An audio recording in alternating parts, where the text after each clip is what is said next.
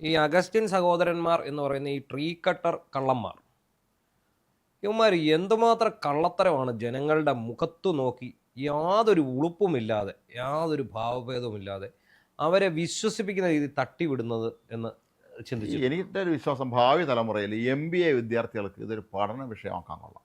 എങ്ങനെയാണ് ഇവർ കാണിച്ചതുപോലെ രീതിയിൽ കൂടെ എങ്ങനെ പൈസക്കാരാവാം, എങ്ങനെ ഒരു വ്യവസായ സാമ്രാജ്യം ഉണ്ടാക്കാം എന്നുള്ളത്, ഈ ഇത്തരം പരിപാടികളിലൂടെ എങ്ങനെ അത് സാധ്യമാക്കാമെന്നുള്ളത് ഇവരുടെ ജീവിതം അവരെ പഠിപ്പിക്കണം.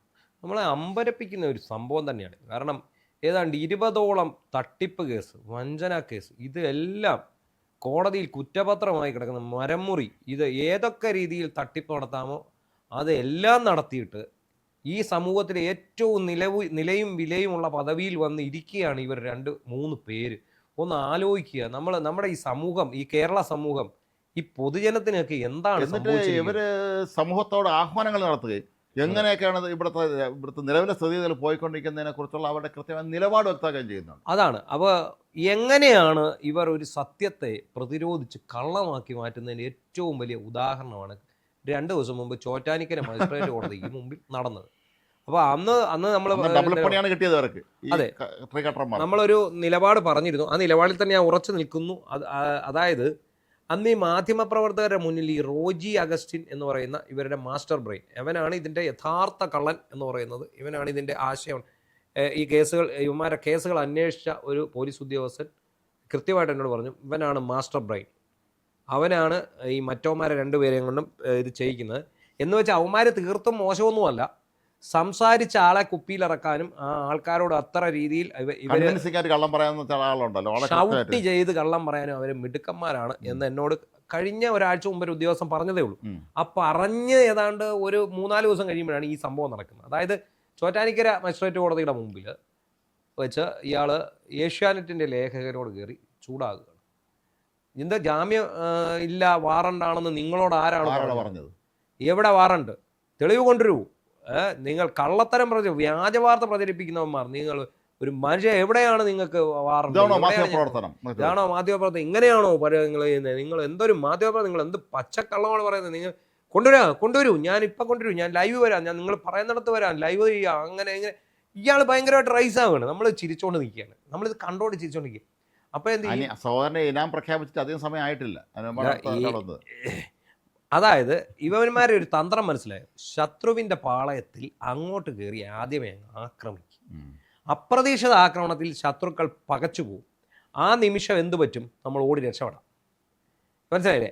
അപ്പം അത്ര ഇത് അടിച്ചു കഴിഞ്ഞ പുറകെ തന്നെ യുവന്മാരുടെ സൈബർ ഹാൻഡിലുകൾ ഉപയോഗിച്ച് ഈ വീഡിയോ യുവന്മാർ തന്നെ ഷൂട്ട് ചെയ്തിട്ട് എടുത്ത് പുറത്തോട്ട് ഏഷ്യാനെറ്റ് മാപ്രയുടെ അണ്ണാക്കിൽ കൊടുത്തു. ആ റോജി അഗസ്റ്റിൻ, ആഹാ ഓഹോ എന്നും പറഞ്ഞ് യുവന്മാർ കണ്ടോ, ഏഷ്യാനെറ്റ് മാപ്രയുടെ അണ്ണാക്കി കൊടുത്തു.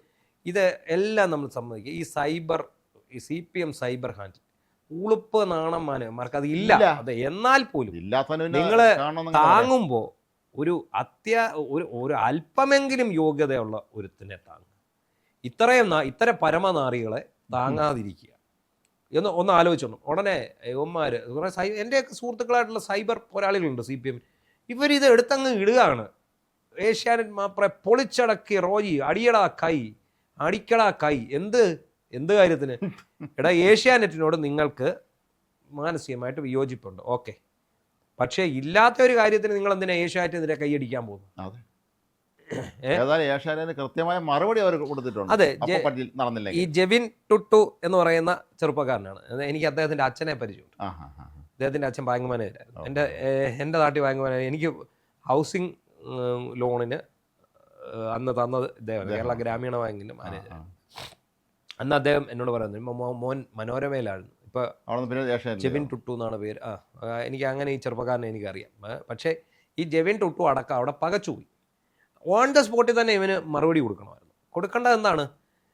നിങ്ങൾക്കെതിരെ ജാമ്യമില്ല, വാറണ്ടുണ്ട്, പ്രൊഡക്ഷൻ വാറണ്ടാണെന്നാണ് ഇയാൾ പറയുന്നത്. ഈ പ്രൊഡക്ഷൻ വാറണ്ട് എന്താണ്? പ്രൊഡക്ഷൻ വാറണ്ട് നമുക്ക് കഴിഞ്ഞ ദിവസം നമ്മളിത് പറഞ്ഞു, ഒരു കേസിൽ അകത്ത് കിടക്കുന്ന ഒരുത്തനെ വീണ്ടും അടുത്ത കേസിൽ അറസ്റ്റ് ചെയ്യാൻ വേണ്ടി കോടതിയുടെ കയ്യിൽ നിന്ന് വാങ്ങിക്കൊണ്ട് പോരുന്ന ഒരു സാധനമാണ്. ഇവിടെ എന്താണ് സംഭവിച്ചിരിക്കുന്നത്? ഇവിടെ ഈ 3 മുട്ടിൽ മരമുറി കള്ളന്മാരോടും കോടതി ഹാജരാകാൻ ആവശ്യപ്പെട്ടു. അപ്പോൾ ഇവന്മാർ കോടതി മുങ്ങി നടക്കുക, കോടതി വരെ. എന്തിനാണ്? ഇവന്മാർ ഹൈക്കോടതി ഹർജി കൊടുത്തിട്ടുണ്ട്. ഈ കിടക്കുന്ന കേസ് നിലനിൽക്കില്ല, ഇത് തള്ളണം, വിചാരണ സ്റ്റേ ചെയ്യണം, വിചാരണ തള്ളണം, വിചാരണ ഇല്ലാതാക്കണം, ഈ കേസ് റദ്ദാക്കണം എന്ന് ആവശ്യപ്പെട്ട് ഇവന്മാർക്ക് അവിടെ ഹർജി കൊടുത്തിട്ടിരിക്കുക.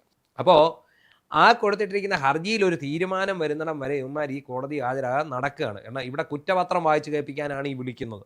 അതെ, അതായത് കുറ്റപത്രം വായിച്ച് കേൾപ്പിക്കുക എന്നുള്ളത് അതിൻ്റെ ഒരു പ്രൊസീജിയറാണ്. ഇപ്പം നമ്മളാണെങ്കിൽ ഇപ്പം എനിക്കെതിരെ ഒരു ഡിഫമേഷൻ കേസ് വന്നു എന്ന് വിചാരിക്കും. ഇപ്പം നമ്മൾ ആരൊക്കെ ഉണ്ടോ അതിനകത്ത് നമ്മളെ അവിടെ പിടിച്ച് മാറ്റി നിർത്തിയേച്ച് നമ്മളെ പ്രതിക്കൂട്ടി നിർത്തും, അപ്പുറത്ത് നിന്നുകൊണ്ട് ഇത് വായിക്കും, ഏതാ കോടതി വായിക്കും, കുറ്റപത്രം വായിച്ചിട്ട് നമ്മളോട് കോടതി ചോദിക്കും കുറ്റം ഇത് പറഞ്ഞ കുറ്റം ചെയ്തിട്ടുണ്ടോ. നമ്മളപ്പോൾ ഇല്ല എന്നാണ് എല്ലാവരും, ഇന്നേ വരെ ആരും ഞാൻ കുറ്റം ചെയ്തതായിട്ട് പറഞ്ഞിട്ടുണ്ടോ? ഇല്ലെന്ന് പറയും. അപ്പോൾ അത്രയേ ഉള്ളൂ ഇതിൻ്റെ പ്രൊസീജിയർ. അപ്പോൾ ഈ കുറ്റപത്രം വായിച്ച് കേൾപ്പിക്കാൻ വേണ്ടി ഈ 3 എണ്ണവും കൂടെ ഒന്നിച്ച് വരാൻ പറയുമ്പോൾ ഇവന്മാരുടെ കളി എന്തുവാ? കോടതി ഇവന്മാർ പറ്റിക്കുന്നത് നിങ്ങൾ നോക്കണം. ഒരു ദിവസം ഒരുത്തം വരും, എന്നിട്ട് മറ്റ് 2 പേർക്കും അവധി ചോദിക്കും, അല്ലെ അവർ ബിസിനസ് ടൂറിലാന്ന് പറയും. അടുത്ത സിറ്റിംഗ് 3 പേരും വരണമെന്ന് പറഞ്ഞ് കോടതി വിടും. അടുത്ത ദിവസം ഇത് രണ്ടാമൻ വരും, മറ്റു 2 പേരും ബിസിനസ് ടൂറിലാണ്.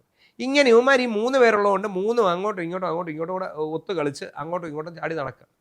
ഇത് മനസ്സിലായി. കോടതി പിന്നെ അവിടെ വെറുതെ ഇരിക്കുകയല്ലോ. കോടതിക്ക് കാര്യം മനസ്സിലായി. കോടതിയെ പരിഹസിക്കുകയാണ്, കോടതിയെ പുച്ഛിക്കുകയാണ്, നിയമവ്യവസ്ഥകളെ മൊത്തം ഇവന്മാർ പുച്ഛിക്കുകയാണ്. അപ്പോൾ ഇവന്മാരുടെ ലക്ഷ്യം എന്താ?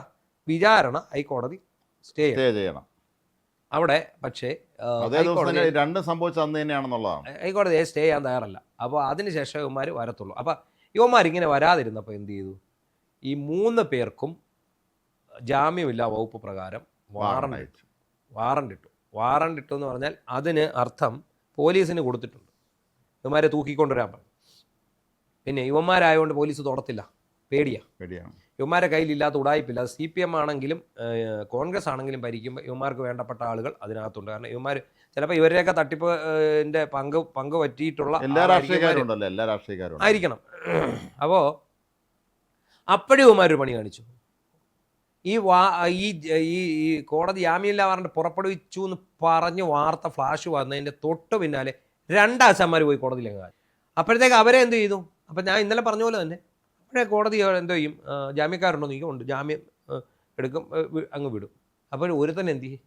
അപ്പോൾ അവനെന്തോ ചെയ്തു? കഴിഞ്ഞ ദിവസം ഈ മറ്റവൻ വന്ന് ഹാജരായി. ഈ റോജി ആ കൂട്ടത്തിൽ അന്ന് വരാതിരുന്നു, അവൻ ഇവിടെ വന്ന് ഹാജരായിട്ട് എന്ത് ചെയ്യുന്നു? ഈ മറ്റവർ 2 പേരും അപ്പോൾ എന്ത് ചെയ്യും? അവർ 2 പേരും മുങ്ങി. ഇത് ഈ കോടതിയെ വെച്ച് കളി ഇവന്മാർ കളി നമ്മളൊന്ന് ശ്രദ്ധിച്ചത്. കോടതി ചോദിച്ചു ഞങ്ങളെ കളിയാക്കണമെന്ന് ചോദിച്ചില്ലേ? അങ്ങോട്ട് മാറിയില്ലെന്ന് പറഞ്ഞില്ലേ? വേറെ ഒന്ന് ആലോചിച്ച് നോക്ക്. ഈ വാർത്തകൾ മാധ്യമങ്ങൾ ഇവർക്കെതിരെ പ്രസിദ്ധീകരിച്ചിരിക്കുന്ന മുട്ടിൽ മരമുറി സംബന്ധിച്ച വാർത്തകൾ മുഴുവൻ പിൻവലിക്കണമെന്ന് ആവശ്യപ്പെട്ട് കർണാടക പോയി കോടതി പോയി ഉത്തരവ് മേടിച്ചവന്മാരാണ്. അവസാനം എന്ത് ചെയ്തു? ഇവിടുന്ന് ഏഷ്യാനെറ്റും മനോരമയും കോടതിയിൽ എതിർ സത്യവാങ്മൂലം ഫയൽ ചെയ്തു. കാരണം ഇവർ എതിർകക്ഷികളെ കേൾക്കാതെ ഇത് ചെയ്തിരുന്നത്. എതിർ സത്യവാങ്മൂലം ഫയൽ ചെയ്ത് കഴിഞ്ഞപ്പം ആണ് ഇവന്മാർ നമ്പർ 1 ഫ്രോഡാണെന്ന് അവർക്ക് മനസ്സിലായി, കോടതിക്ക് മനസ്സിലായി. കോടതി അത് എടുത്ത് കലക്കിന്ന് മാത്രമല്ല ഇവന്മാർക്ക് പിഴയടച്ചു. വ്യാജ അത് ചെയ്തതിന്റെ പേരിൽ പിഴയടക്കേണ്ടി. ഇവന്മാർ ഹർജി മുഴുവൻ പിൻവലിച്ചുകൊണ്ട് ഓടുകയും. ഒന്ന് ആലോചിക്കുക, ഇത്രയും കള്ളത്തരം മാത്രം കാണിച്ചിരിക്കുന്ന ഇവന്മാരാണ് ഏഷ്യാനെറ്റിൻ്റെ ഏകനെ നിയമം പഠിപ്പിക്കാൻ. ഏകൻ ഏതായാലും അയാളുടെ സ്ഥലത്ത് ചെന്നിട്ട് അയാളുടെ ഓഫീസിലെത്തിയിട്ട് അയാൾ വിവരങ്ങളെല്ലാം ശേഖരിച്ച് അയാൾ ഇന്നലെ ഒരു വീഡിയോ ആണ്.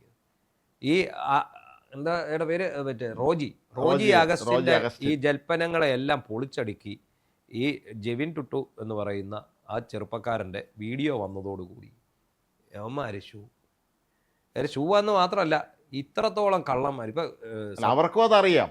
ഇവർ പിന്നീട് പൊളിച്ചെടുക്കും എന്നുള്ള അറിയാം. അവർ തൽക്കാലത്തേക്ക് നേരത്തെ പറഞ്ഞതുപോലെ നേരത്തെ ബഹളം വെച്ച് വല്ലാത്തൊരു അന്തരീക്ഷം ഉണ്ടാക്കിയിട്ട് എസ്കേപ്പ് ആവുക. അവിടെ ഈ ഗോപാലകൃഷ്ണ പണിക്കരോട് ശങ്കരാടിയുടെ കഥാപാത്രം പറയുന്നുണ്ട്, സന്മനസ്സുള്ളവർക്ക് സമാധാന സിനിമ.